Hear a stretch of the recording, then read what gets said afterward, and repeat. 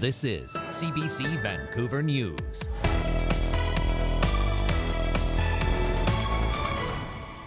She was number one. She was one number out for getting a room. So I slept in the truck. You know, what are you going to do? It's been more than 24 hours since thousands of residents in northeastern BC had to flee their homes to escape a raging wildfire. We'll find out how evacuees are coping. This area is limited in terms of transportation. There's only 2 roads in and out. Why a group of Delta residents are pushing back against the city's new community plan to increase housing density. And suddenly, you know, there was this group that said, hey, it's okay to feel this, it's okay to act, it's okay for us to feel how we were feeling. Walking to raise awareness for mental health, how families impacted by borderline personality disorder are finding comfort and support. Hello, I'm Janella Hamilton. Thanks so much for joining us. A 4th person has been arrested and charged in connection to the shooting death of BC Sikh temple leader Hardeep Singh Nijjar. The Integrated Homicide Investigation Team says 22-year-old Amandeep Singh has been charged with first-degree murder and conspiracy to commit murder in Nijjar's killing. Police say Singh is an Indian national who has lived in Surrey, Abbotsford, and Brampton, Ontario. On May 3rd, 3 other Indian nationals were arrested in Edmonton in relation to the killing, almost a year after Nijjar was gunned down outside a Surrey temple. Nijjar was a prominent figure in the Khalistan movement, which seeks independence for India's Sikh majority Punjab state. He has been outspoken for the independence.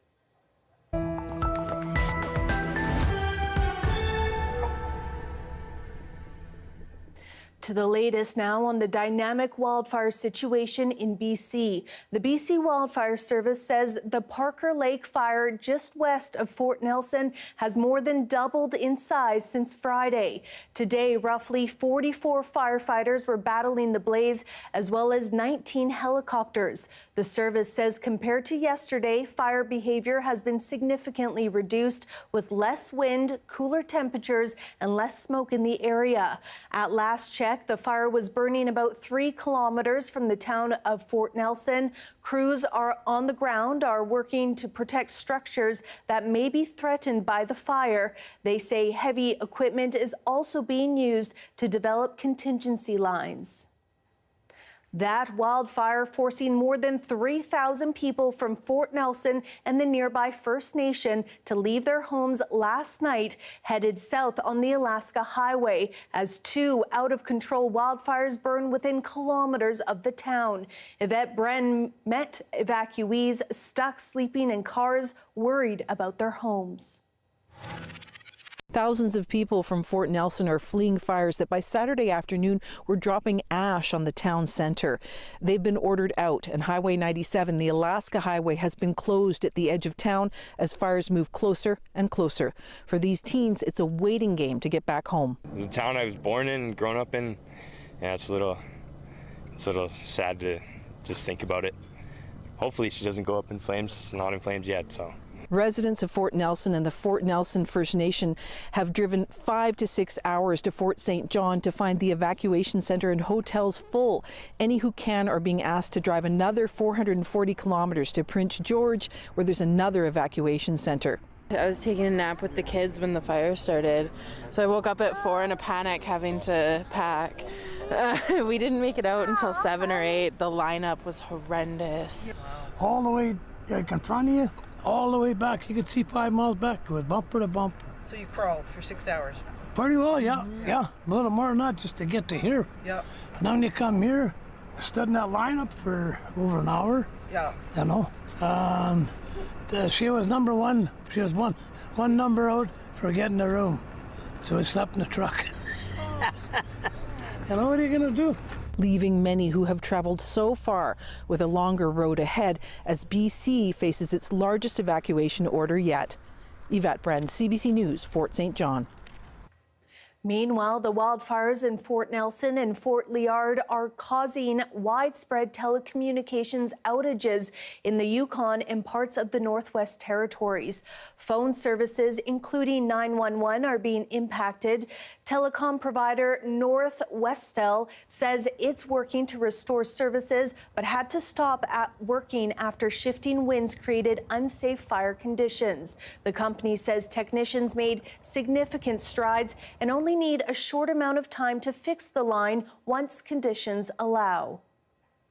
The heavy wildfire smoke blowing from northeastern BC is causing poor air quality conditions for Edmonton. Environment Canada issuing a special air quality statement for the region today. The recommendation for people in the area is to reduce or reschedule strenuous outdoor activities, especially if you experience symptoms such as coughing and throat irritation. Earlier this afternoon, Edmonton's air quality index was at a 10 or very high risk. To northern Alberta now, where wildfires have prompted evacuation orders and alerts for thousands of people. Fires in Grande Prairie County have forced an evacuation order, and residents in Fort McMurray are on alert to be ready to go on a short notice. CBC's Sam Sampson has more. The wind really pushed smoke and flame around Grande Prairie County, forcing people near TP Creek out of their homes. That out-of-control fire east of Grande Prairie and another west of the city forced the county into a local state of emergency. Parts of the region are now under an evacuation order. 17 homes have been forced out so far. Evacuees were told they could register at this hotel in Grande Prairie. We have had people report to the reception center, and I believe we are homing some of the families. Some of the families have gone to other locations as well. There's one other out-of-control wildfire in Alberta near Fort McMurray. Everyone in that city is on an evacuation alert. The fire is about 16 kilometers southwest of the city, and with the wind, it grew about 500 hectares in 24 hours. We've also been doing night operations on it, so we were using our night vision helicopter last night to bucket on it, and it was quite successful. We just need the weather to cooperate with us and the wind speeds to die down a bit, and hopefully we can get it to a being held status soon. The alert triggers memories of 2016 when the city burned in a catastrophic wildfire. We had to evacuate the entire city, which was unprecedented, and something that that I'm very proud to say that our community did. But I think we're a long ways away from that just yet. We have the alert out as an abundance of precaution. The fires in northern Alberta and in BC are casting massive shadows of smoke across the west. There are air quality statements in effect for northeastern BC stretching all the way to Saskatoon. Now here in Edmonton, the air quality health index is the highest in Canada. It's at 10+, which means there are extremely high risks of health issues tied just to breathing. Sam Sampson, CBC News, Edmonton.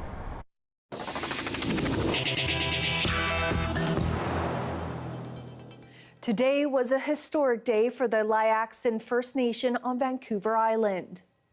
Today is a good day. That's one of our main issues over the years, that we have a place that we can establish our houses, our health centers, our band office, our gathering place, and most importantly, our own cemetery. The BC government signed an incremental treaty agreement with the First Nation and Cowichan tribes. The agreement will see 312 hectares of culturally significant land returned to the two nations. They will both hold the lands through an inter-community memorandum of understanding until a plan is in place to divide the lands into two equal parcels. The province purchased the land from Mosaic Forest Management and estimates the land is valued at nearly $9 million. Fire crews from across the Kootenay region gathered today in Cranbrook to take part in a provincial wildfire training program. The training allows local departments to work together within the provincial wildfire response system. As the CBC's Corey Bullock reports, teams split up across 3 Cranbrook neighborhoods to simulate wildfire scenarios. For Cranbrook Fire Chief Scott Driver, knowing his crews and community are protected from wildfire is paramount. I think it's really good for everybody's communities knowing that we can all lean on each other. Today, more than a dozen teams from across the Kootenay region took part in engine boss training. We are teaching structural firefighters the tactics they will need to effectively and safely operate in the wildland-urban interface. And we're going out into neighborhoods and actually running them through the tactical scenarios that they would actually use on the fires. Watson says these scenarios have been used in real life in places like Lytton and West Kelowna. The course has been offered 40 times across the province in the last 3 years, and about 1,600 structural firefighters have gone through the training. And we are seeing it make a difference in the field year after year. So, as BC's wildfire landscape continues to change, so does the need for fire crews to adapt their training. It's quite a bit different than dealing with structural fires. Generally in a municipality, the fire department deals with one house at a time. We're working on those specific methods that we use to protect as many homes as we can. the fires that we've seen in the last few years are clearly getting more intense. They're burning hotter and longer and later into the night. So it's absolutely crucial that we adapt our tactics. Driver pointed to the St. Mary's River fire near Cranbrook last year as an example of the importance of working together. We knew when we arrived on scene that this was going to be bigger than the fire department could manage, and so immediately we called for resources in that situation.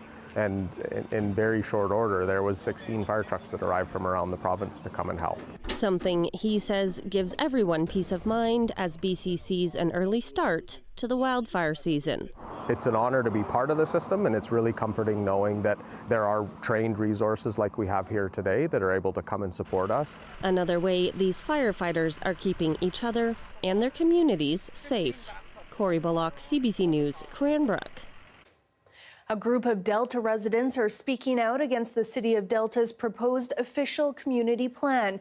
They say the city is moving too fast and isn't listening to concerned residents. Today, they held a protest and our Sarab Sandhu was there. Bev Jaworski is with Swasan Voices for Responsible Densification. It's one of the groups protesting the City of Delta's revised community plan. That would include increased density in the form of more high-rise towers and multi-dwelling units. Public consultation on the plan has wrapped up, but these protesters claim their feedback was ignored by the mayor and city councillors. We were at the public hearing, and within 5 minutes, council made a decision. They didn't even have the decency to go away and say, look, you know, we'll go away and we'll think about all that you've said.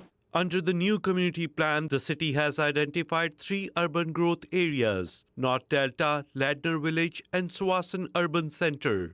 This would be a drastic change to have these high towers in Tawasin, because this area is limited in terms of transportation.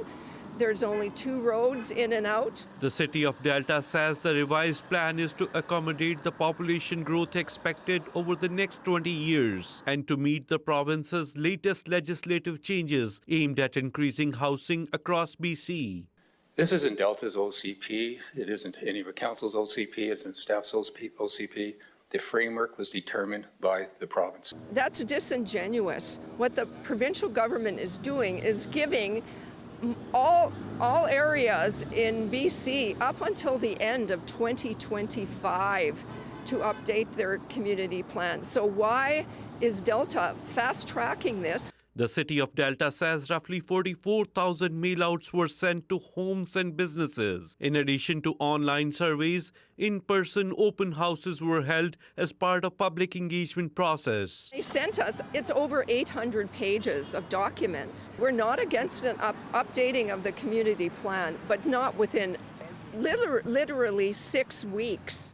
The city says the community plan has now been referred to Metro Vancouver and the Agricultural Land Commission. If approved, City Council will take the next steps towards implementation. Saurabh Sandhu, CBC News, Delta.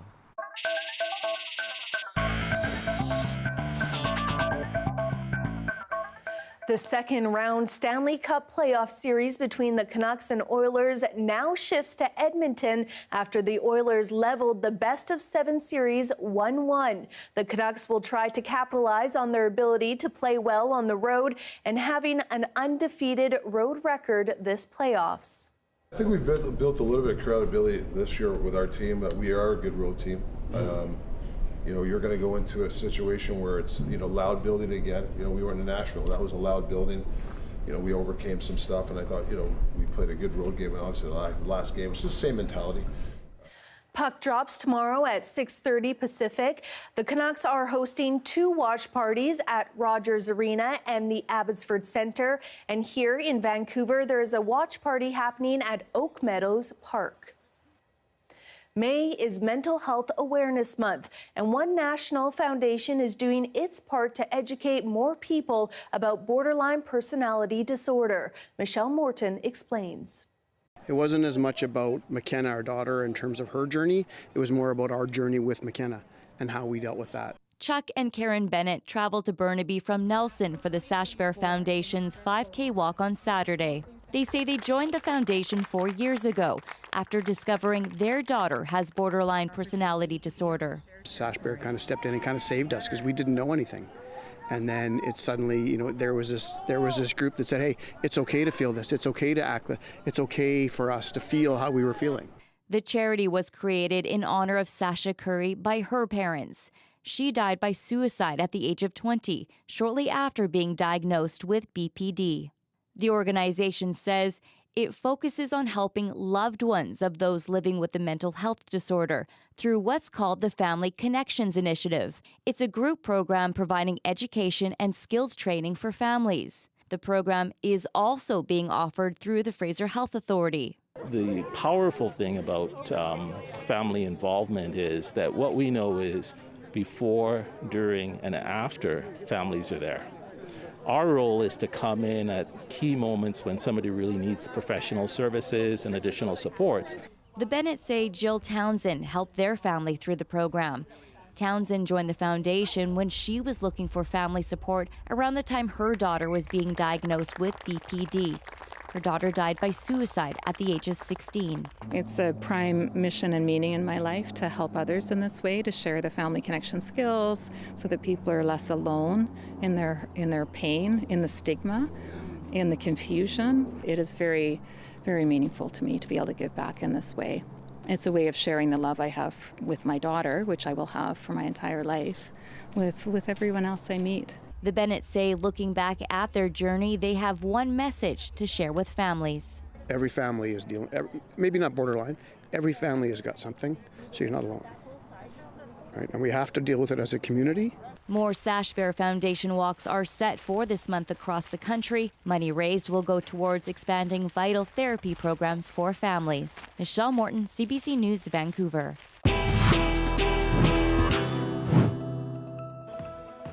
Vancouver is banning retail sale of lighters that can be locked. We'll tell you why after the break. Stay with us.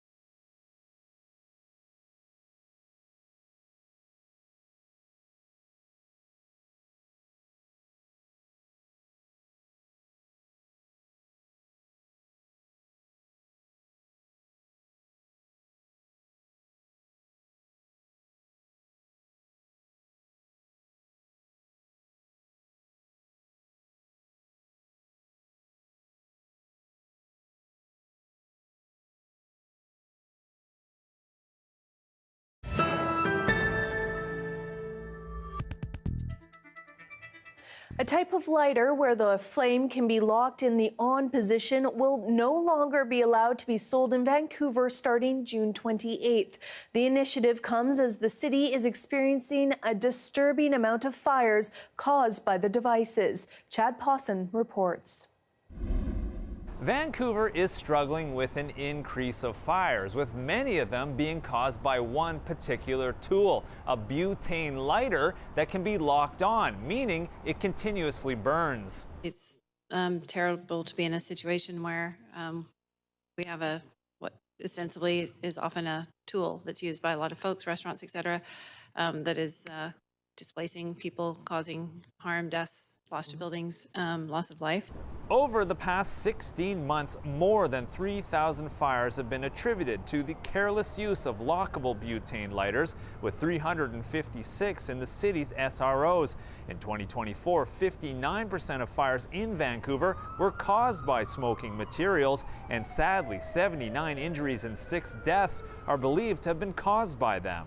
As a starting point, I wholeheartedly agree with my colleagues that inaction is not a choice in this matter. We have to take action. So this week, Council did act. In 7 weeks, you will not be able to buy a continuous flame lighter from a store. Those caught selling them could be fined $1,000. It's a delicate balance, though, to make sure other users, such as chefs in restaurants, still have access to them, while keeping them out of the hands of drug users don't create other harms, such as a return to injecting drugs. It was stressed by service providers and community members that a phased approach in regulation be used to reduce the possible negative outcomes, as well as minimize the scope of the ban to just the continuous flame device, leaving non-continuous flame options available. Now, the new regulation will not apply to butane lighters that turn off. And at the same time, Council is looking at other measures to try and prevent these types of fires, such as more education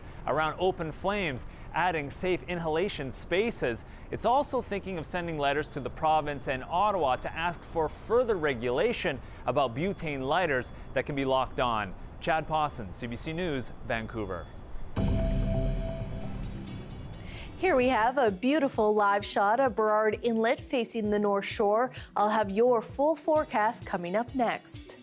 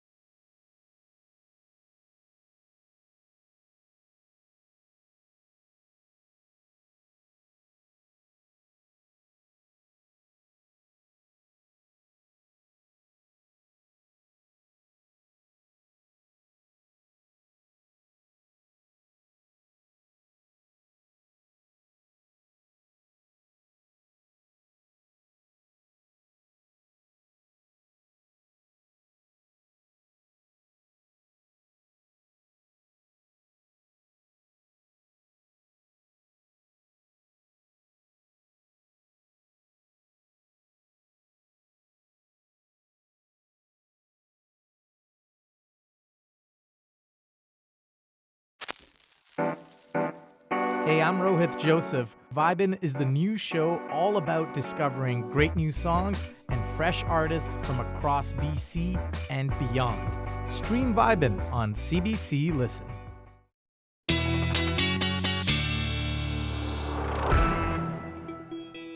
All right, it is time to take a look at our full forecast. Let's begin with the temperatures around the province tonight. Dease Lake, a low of 1 overnight, and Fort St. John, a low of 9. Really seeing some temperatures dip. Kelowna is going to be a low of 13 overnight, and those temperatures are going to come right back up for tomorrow. 22 degrees in Fort St. John, 23 in Golden, 23 in Whistler, and 21 on Vancouver Island in Victoria. It's going to be a bit more precipitation in places like Kelowna, and Kamloops and Cranbrook are going to see possibilities of thunderstorms during the morning. And here in Metro Vancouver, again, we're going to see those warmer temperatures stick around. 19 for our Mother's Day tomorrow, hanging on to that temperature for Monday with a high of 20 and a mix of sun and clouds. And it looks like that rain is going to pop its head out on Tuesday. Forecasters say that for a second night, the northern lights may be coming south. These are some of the scenes from Vancouver last night. The auroras were visible from as far as south of Florida and the Bahamas. Scientists say it's the most severe geomagnetic storm to hit the Earth in 2 decades. Absolutely beautiful. Make sure you head out to somewhere where there are no lights so you can see those northern lights tonight. And that is your late news for this Saturday. Thank you so much for watching. For news at any time, you can always head to our website at cbc.ca/BC. Have a great night.